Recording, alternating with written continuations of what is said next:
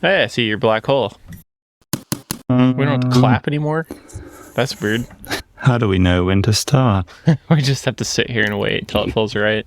Your internet's faster today. That's strange.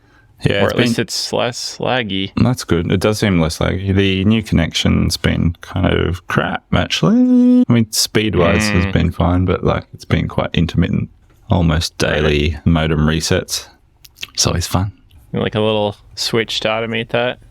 Our internet completely went out at the shop twice in the last week because of, I think I've narrowed it down to, I had a battery backup on the network system, all the networking stuff, and the battery seems to have gone dead with no warning. And so that causes it to like go out, but it's just really weird because our internet's never down there.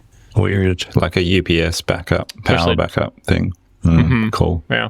I've got one of those on the floor. All I've got plugged into it is an old phone that doesn't work anymore. I should move that. Just in case Jurassic Park happens. That's right. Are you speaking of Jurassic Park? It sounds a bit wild over there. It is a little.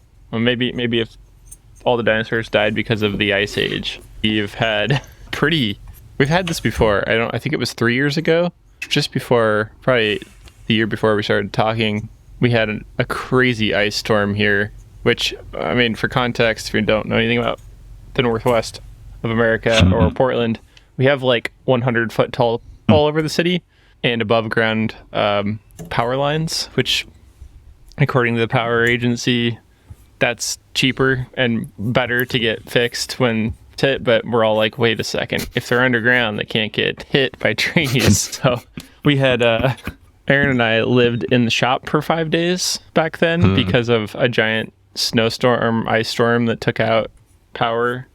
And so that was reported to be coming again. We had a bit of snow. It wasn't that bad, but we were supposed to get up to 3/4 of an inch of ice in this region, which is like, 19 millimeters. And the range was 6 millimeters to 19 millimeters, basically. And I just had some PTSD, so I spent all of yesterday trying to find a generator, because we didn't have an infant then. Yeah. And now having some context of like, it actually wasn't that cold when that happened. It was only 40 degrees outside most of that time, so it actually defrosted. But this time it was in the 20s, and we were like way colder, Fahrenheit that is. That sounds so cold. we were just really concerned. So I found -6, -7, -6 Celsius. Yeah. So anyway, spent a ton of time, basically all day yesterday. And it did get pretty bad, but it got warm overnight towards the end, so it limited how much ice built up. But like most of Portland, there's some good images on the Reddit, especially, of just everything's a sheet of ice, like just shimmery ponds instead of lakes, or they look like lakes in the middle of intersections, and it seems to have completely crippled everybody from doing anything. But it also seems mostly okay now. So I'm at home. That's good. For today. Just didn't even try to go out yet, but I was out yesterday trying to get prepared for it that we didn't quite need. So I guess I'm prepared for the future. What do you do in that situation? Have you got like ice tires on your car? We have chains. Yeah. And these stupid bag things that are supposed to be the new rage, but I don't really like them.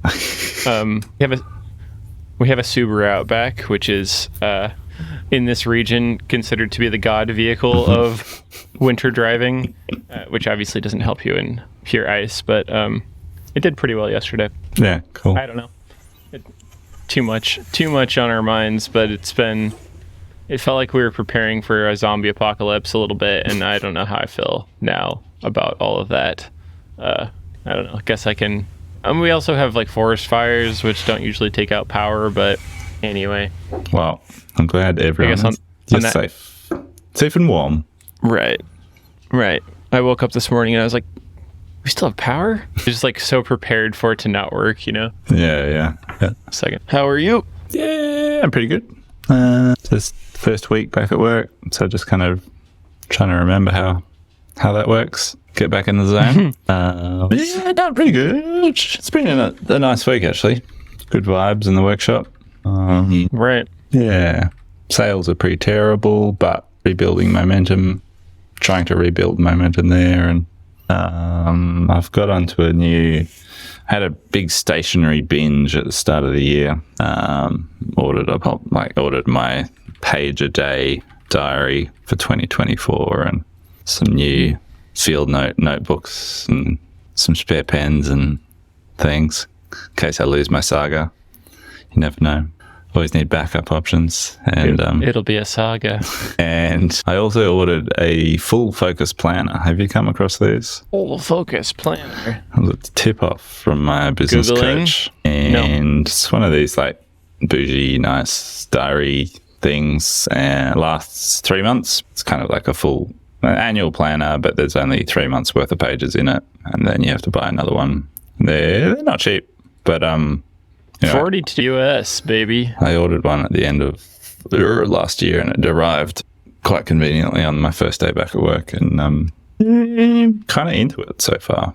I mean, really enjoying it. Are you fully focused? Yeah, I'm pretty focused.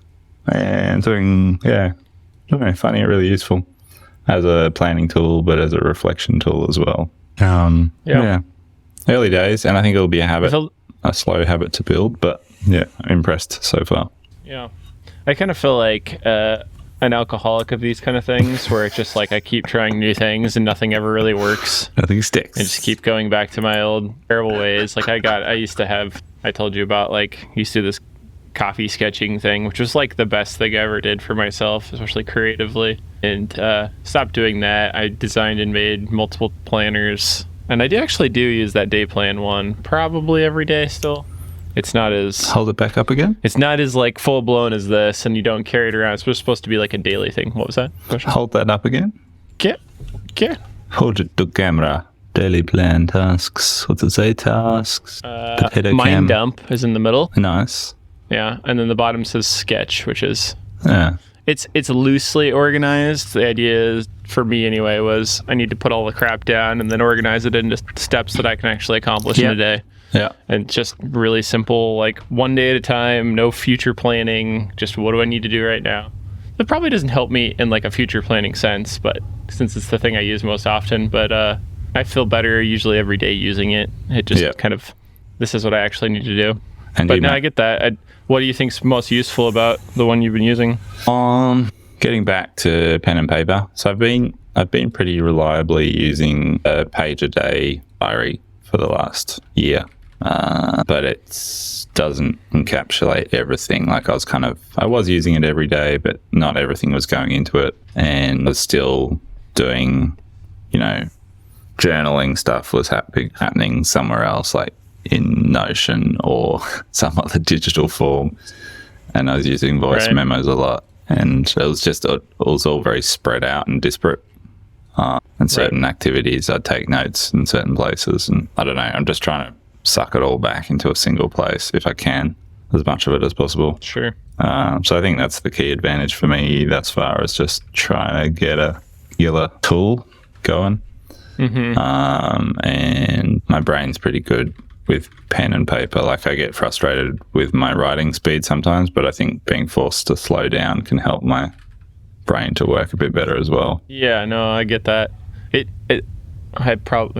all probably don't want to hear this again, but I definitely found that's why it's so frustrating to myself when this all comes up again, and I'm like, yeah, that was really good, because I have the same, like, oh, that's too slow, I want to get it out faster, I want to move on faster, but like the slowing down is actually the best part of it, I think, for me. Where I have to like stop and really like even like process emotions around things like that, which I don't want to do usually. I just want to keep moving on, and so I get frustrated. But I found so many good. I learned a lot about myself design wise, and like it was kind of early on when I was trying to learn how to be a self-employed person. So bouncy. You're having such a good time. I haven't tried anything new like that. Shoes all in a line. Bouncy. I don't know that song. I'm rereading Atomic Habits at the moment. Have you read that? God, I've thought about it a bunch. Yeah? Yeah, I love that book. Wait. No, sorry. I have not read that book. Tell me about it. I have it. I haven't read it. You haven't read it? Just thought about it. I was thinking of a different one. Okay. What were you thinking of? That counts, right? If I think about it, I've read it. Totally. I thought it was Fasto for some reason. Oh, I don't haven't know read why. that. Not at all the same. No? Should I read that? I think you've mentioned this. It's great. It's not the same idea. I don't think it's more like how to make really successful guides and checklists, Cool. which sounds but I thought it was really helpful. It's written by like a surgeon who studies the airline industry to get tips on how to make his guides better for emergency rooms Cool. or like surgery rooms. And I think it's really interesting and really good. Like he has other books that I keep meaning to read, but Yeah. Yeah. So I'll check that out. I like Thanks. So you haven't read Atomic Habits? no, tell me No. about that. This is my second time around. It's good. I really like it.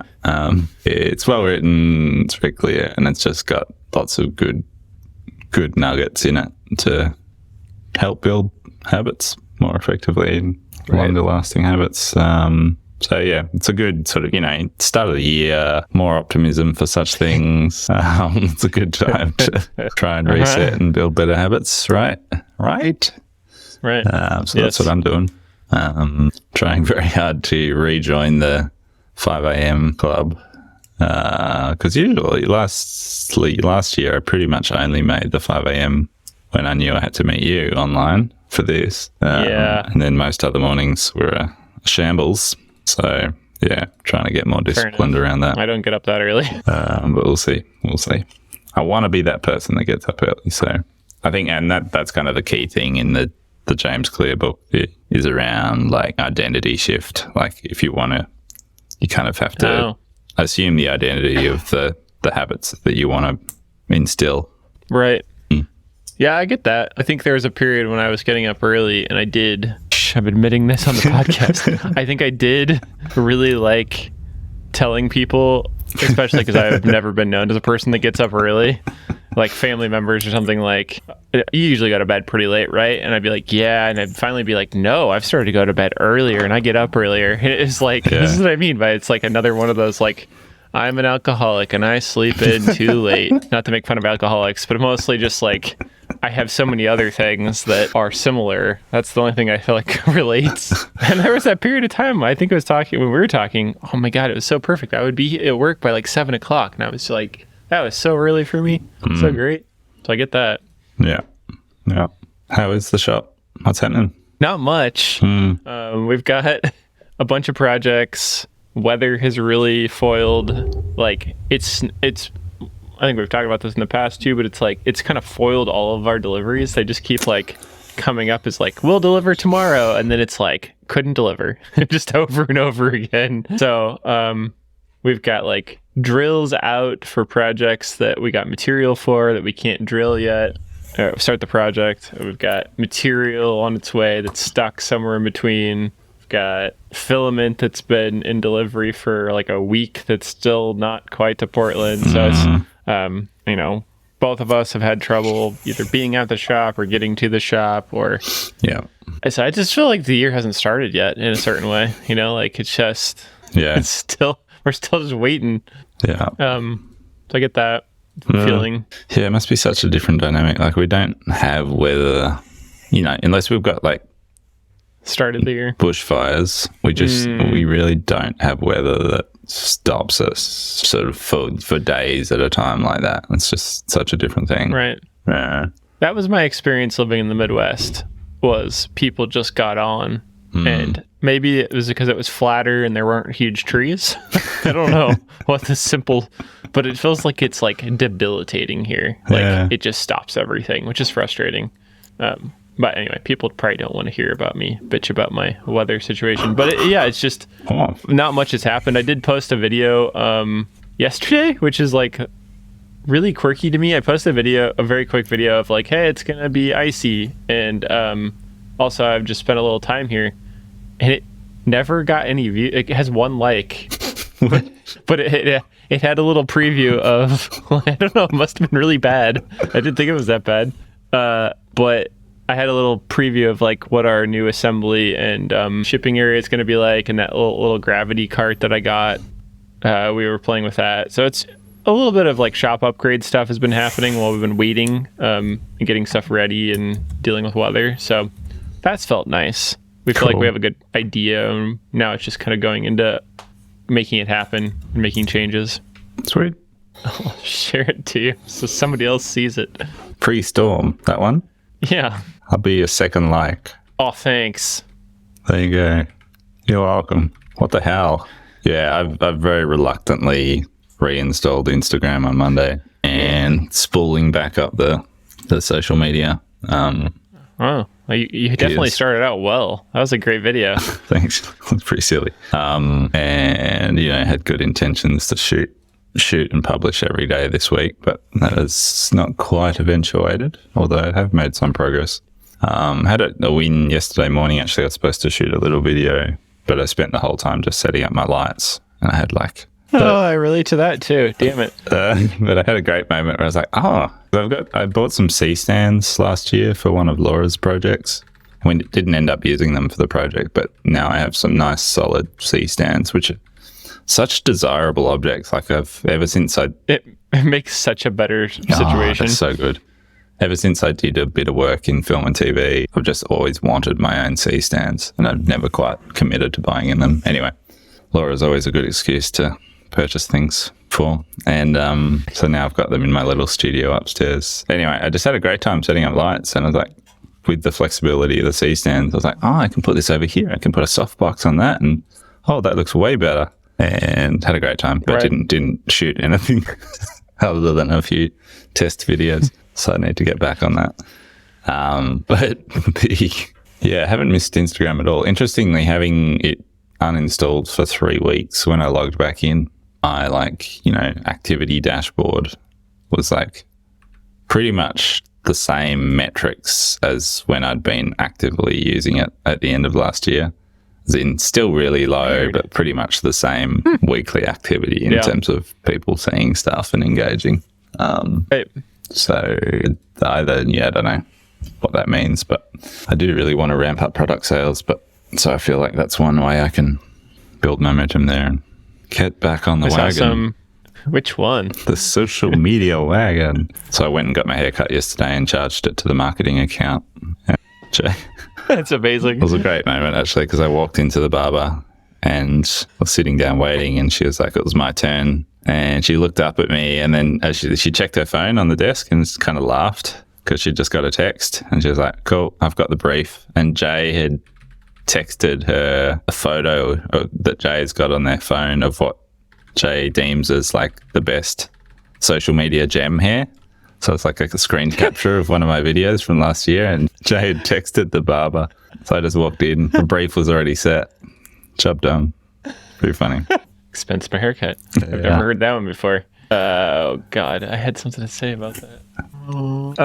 I have heard, by that I mean, I saw some guru on TikTok that claims that TikTok is kind of like a state of social media, which resonated with me, where it was like, all right, TikTok's turned into HGTV shopping mall, where everything is just about TikTok shopping. Shop. And people, my version of that was what we've turned into is HGTV hosts, which is a shopping network here on TV, but it's not professionals. It's just everybody's trying to make money either selling their own products or affiliate marketing other people's products, and most of them suck at it. They're not good. Not that I'm an expert marketer, but it's there's just a lot of bad marketing happening. And so it's my experience with TikTok lately has just been nothing really has been working. Same with Instagram. I don't know if I've just been posting too infrequently, but this person was saying that the growth currently on Instagram is that people are having easy success and growing like crazy, and it's kind of inversed, where TikTok was high growth and now it's back to Instagram being the high growth place, which I have not found to be that experience. And I have a bit of FOMO, or let's see that really nothing is really working, but I also haven't been posting really great content, I suppose. Yeah, A little I distressed. feel like I deinstalled TikTok, I don't know, 3 or 4 months ago, and I haven't gone back there. But Instagram for me has certainly stalled, just been so sluggish, it's gone backwards. And yeah, it's frustrating, but because I know we have a lot of customers and potential customers there, but they're just not seeing it. seeing our stuff. So Yeah. here to find other ways, pick up the phone. I've been picking up the phone this week and making lots of lukewarm phone calls. Hello, remember me? Would you like Jim, Would you like a I thing? make wood things. Is that working? Yeah, I've had some good chats. Even had a conversion or two. Oh. Started tracking conversions against phone calls in early days, but measuring it. So I can try and work out how many phone calls we need to make a week to keep enough custom work coming in. Yeah. Playing that game. Yeah. I guess in your plans for the year, do you expect products to be in a bigger part of your business yet, or kind of everything stays the same? I guess what's your intent or goal for that? Is it going to change, or do you want to keep it the same? Or Look, we're struggling to sell enough of anything, so something needs to change. Either we break through our current issues with custom sales, right? and find a sweet spot there, or like we put significant energy into product sales. And part of that is launching the Kidder configurator towards the end of this month or early Feb. Yeah, so that's happening. But I think something has to change this year. Basically, the time is nigh. We're that feeling too. running out of time. Burning cash. So yeah. Feels like there's some big decisions incoming. Methinks. Yeah. And I'd like the solution to be product. Right. It kind of feels like the easy route is to continue chasing custom work because it's there, and if we work hard enough, we'll get a bunch of it. But the harder, more scary route is the sort of commitment to product. But ultimately, that's what I'd prefer to be doing. So, Yep. What about you? Is there a situation where you get into, I guess it would be wholesaling or like productizing in a packaged form your Kidder parts? It feels like, take this in the best spirit. I think IKEA is the best at packaging up componentized things and making systems. Could it be that you sell it to IKEA? That sounds like something one of my relatives would say. Sell your idea to IKEA. And I think, no, that's never going to work. But can you wholesale it at some point? Do you have margins for that? Is that a goal? No margins. No margins, yeah. It's tough. Yeah, our business model's just never been calibrated to that.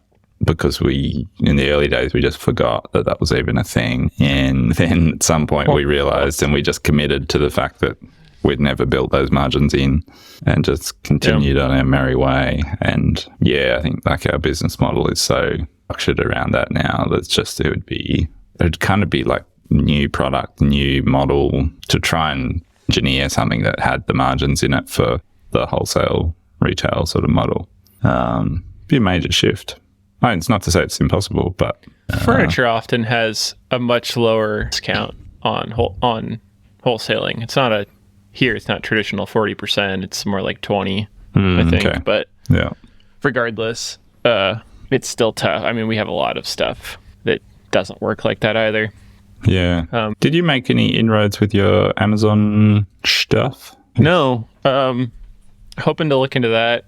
Like in transparency, the tool holder was the thing I was looking to start with that. Okay. Yep. Maybe some other stuff. And that has been really slow. I don't know exactly what yet. It's one of those things where I need to be making more videos and like showing it in different use cases. And basically since mid-November, I've just been spending no extra time outwardly, mostly just keeping things going. So hoping that changes here going forwards. A bunch of videos I want to make, and I just don't have the bandwidth for it right now. Just don't have the mental capacity. It seems hard. I don't know why. So I was mostly laughing earlier when you're saying I got my CCN set up, and it's like, well, I think we just keep pushing ours around. I don't even think they get set up. In weird corners but yeah, that's what I was hoping to get on there. And I'm a little skeptical, honestly. They don't have the margin I'd like them to have either. And Amazon is a margin sucker. So I don't know. We have been, weirdly enough, I didn't expect this. Right at the beginning of the year, I had put some back in October when I had a little help with it. We got dozen physical products onto our CNC on our Etsy CNC. Yep. I can't say that right. CNC products on Etsy store, which usually was just digital products. Dyslexia, man. And that did absolutely nothing. October till the first or second week of January here, and suddenly we had sales of significant amounts, just like all of a sudden. And so that's not been continuing as much, but I've been surprised. Speaking of like new venues, I did not expect to see that happening. It was like some 1, 2, 3 blocks, and then a bunch of tool tag towers, and those just really went off. We sold like 20 tool tag towers in like a week. So I've been trying to keep up printing, and it was like, sweet, we got this planned out. We got 2 printers. I can do like, one every 7.5 hours. And then the printer at the shop started crashing into itself, and we're getting massive shifts when it goes to print the second layer, the second color. And support has taken 2 weeks to get back to me on what that could be. And the printer at home has been too cold, so I had to put it in a double enclosure. And that's been okay. That's been working printer. Okay, but it's just, it's very cold. So I'm back to hating printers. That's what I'm trying to say. Fair enough. Yeah, it must be like you sent me that print time for that order the other day. I was like, well, yeah, okay. I can see why you get into... Why you want to throw one? Yeah, why you want to throw a printer through the window. Sometimes when you're like that reliant, like the printer for us is such a accessory. Like we're very rarely actually reliant on it. It's like, John needs new soft jaws for the pencil sharpener. It's like, when do you need them, John? I don't know. Whenever. Like when this one breaks. Right. It's like, I still keep a few on hand, but sorry. No. Yeah, like you're so much more reliant on them, which must be stressful when they wig out. Yeah, it's, and the part of buying a second one was redundancy.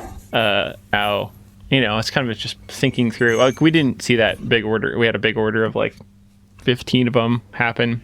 We didn't see it coming, obviously, and had just been kind of sold out of all the ones we had backstocked. And so we have enough variation that we don't keep all of them stock because people don't order. They mostly order the 1 to 20s. And suddenly it was just like, we need 20 tool tag towers, and you just start to do the math and you're like, oh, yeah, good thing we got 2. And then yikes. And then one goes to the point where it was crashing enough, obviously, that we were kind of like slow doing support with it, that I was like, well, let's just keep printing. And then I looked down at a print one time and I was like, oh, the white's just like 4 millimeters where it shouldn't be now.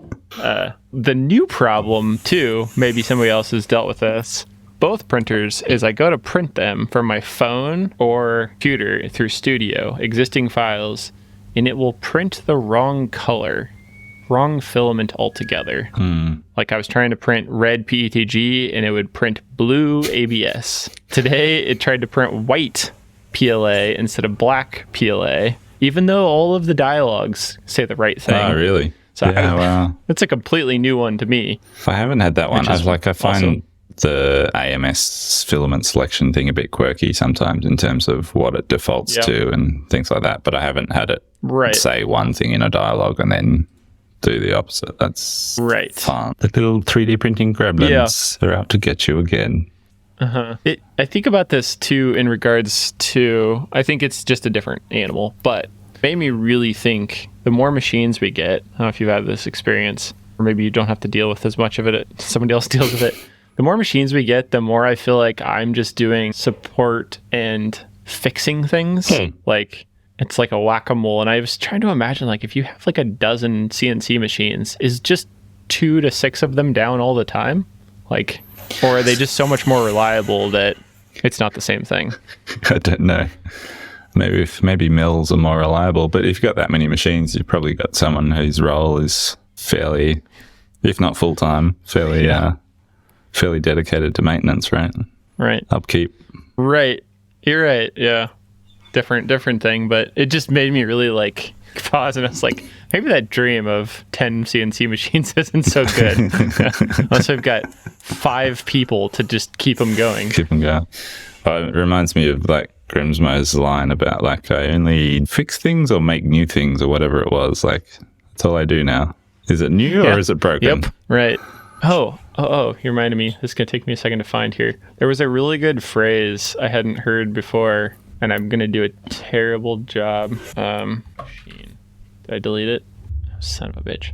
There's this phrase. I'm just gonna wing it because I'm never going to find it. I believe it was suisha in Japanese, that was from that Machine That Changed the World book. Yeah. And it was a thing I'd never heard of. It was basically like, from my memory, I really liked it, and it was like what I want to be as like my role in my company, I guess, in the future someday would be the creative like product leader. Like you're like the person that creates products and leads the products. I suppose you call it like a creative director maybe today. But their describing of it was it's almost as important or maybe more important than like the CEO is to the company. But yet you're just dealing with product problems, not everything. It's like, oh, that's appealing. That's what I want to deal with. Yeah, I need to fix good. Machine. I'll take that job. Suisa, I Thank think. you. Yeah. If you can find that term so I can write it into my job description. Thank you. Sounds good. I can't. I can never. Wait, I do this all the time where I'm talking to Ricky and I'm like, oh, I learned this new thing about lean. I can't remember what it's called, but it's like this. And then like I can't reference it the next time. I finished reading Delivering Happiness, the Tony Hsieh book about Zappos and how they got acquired by Amazon. And it kind of left me with warm, fuzzy feelings about Amazon, strangely. And I'm interested to ask you as a US citizen, what's the vibe? Like, because, you know, Laura will refuse to use any form of Amazon services because she thinks it's evil. And I'm like, I occasionally use it because it's super convenient, but I'm not a regular. And I'm interested in terms of what's your take on it, or what's the sort of cultural take on it in Portland? I don't know if I want to say this publicly. I've seen some things lately where they attacking people legally and otherwise, it seems. But I think it's like past employees. I don't think it's good. I think especially that their logo is a smile on a box is like indicative of like, you know, trying to force, even though that was long before the sentiment changed, I feel like, but it almost feels like a big corporation saying, no, really, we're good. You know, trust us. It's fine. You know, everything's fine. People don't, you know, they've effectively squashed all the unionizing efforts that ever come up. They gobble up industries. They push out companies. Like they have these metrics and they've been attempted to be brought in on antitrust things in America because they'll like, I don't know if you have as many of these. They're like Amazon Basics products are almost all based on metrics that they've very intentionally culled about product leaders, reverse engineer the products, or just gone to the manufacturers and said, we're Amazon, make us that product. And then it kills the company that has the original product. You probably know about all that, but it's just, I still use it way too often. I would say it's maybe the best thing ever for new parents, unfortunately, even though it's a terrible company. I think we never had more orders. We were having deliveries like seemingly twice a day in the first week of having a newborn, I feel like. Yeah, wild.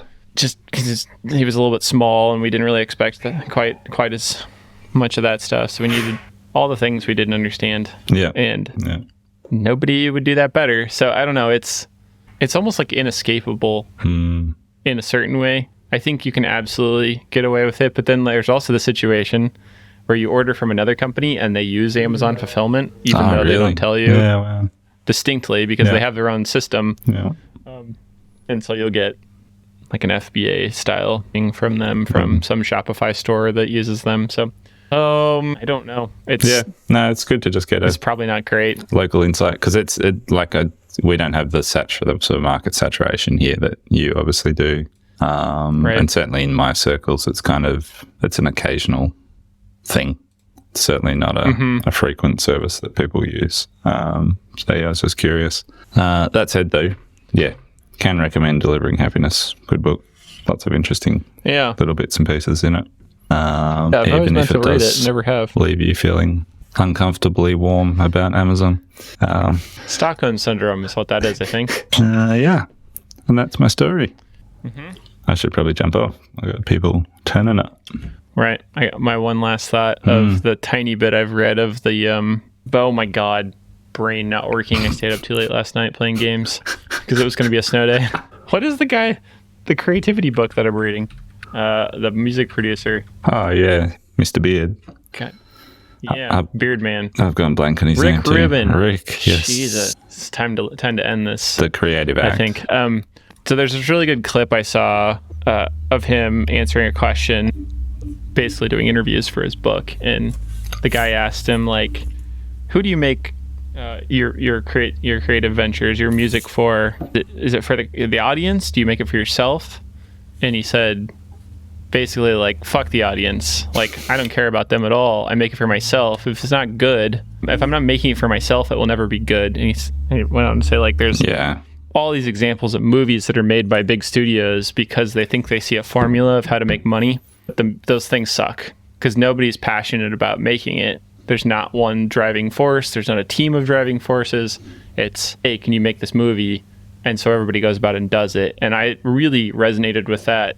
It kind of solidified. I've always felt, and when people ask about, any of the products we've ever made, it's all successful ones have always been ones I'm passionate about. Yeah, it's absolutely. never because we have these tools. It's because it was a need that we had. Which is a weird thing. It's like I got to keep finding more problems to solve, I guess. So I got to have shitty printers and shitty laser cutters, and maybe we'll find new ways to make products. Yep. That's it. Circle of life. Aye. Problem solving. That's it. Right. That's business, it seems. Right. Solving problems, one after another. Until you die. Solve your problems. Okay. We should go. Yeah, I should go. Thank you, sir. Bye. Enjoy your snow day. What's left of it. Yeah. See ya. Bye. See ya. Bye.